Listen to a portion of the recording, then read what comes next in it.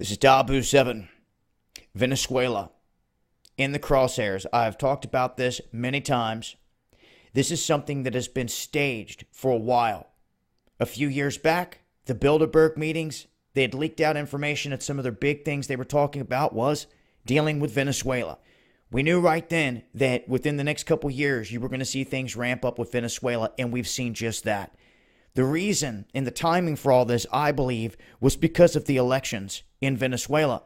And what they did is they sent a bunch of mercenaries down here, a bunch of agents, to cause chaos. Same thing that they did in the streets of Egypt, same thing that they did in the streets of Libya. Foot soldiers dressed like the populace that are getting the people roused up and to try to rise up against the elected officials in that country. This is part of the tactic that these alphabet gangs use over and over again. Now, we could go on and on and on talking about, okay, was Saddam Hussein a good guy or a bad guy? Was Gaddafi good in this way or was he bad in that way? Was Maduro good in this way or bad in that way? When you're dealing with the beast, I want you to stop and think about this. A country that killed its own president, JFK, the one to try to warn you about these same individuals. They're going to kill your own leadership here in this country. You don't think they're going to kill it anywhere else?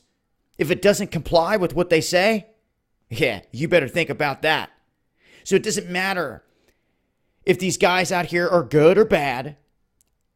They're coming through to implement their agenda.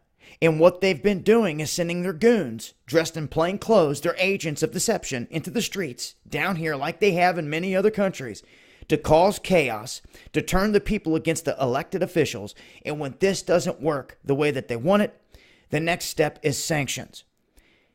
What has Venezuela done aside from any other country? It has gone and jumped into this basket with China and Russia in terms of trading their oil with the Chinese currency, ditching the petrodollar. We've heard Pence and Trump both warn of military action down here. Now you can start to see why. They are sitting on one of the world's biggest oil reserves.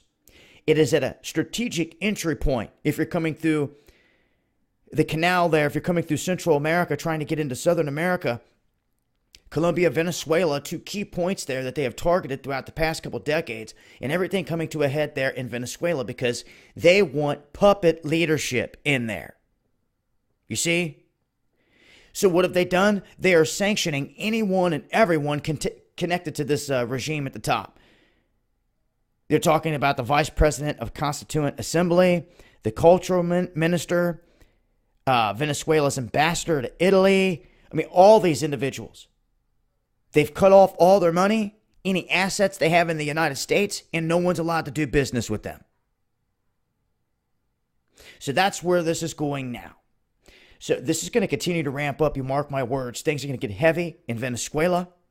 It's going to be one of the closest war fronts that we've seen yet, involving our U.S. troops, undercover ops, and everything else. One that gets very nasty, and it's going to be very close to home. One of the closer ones.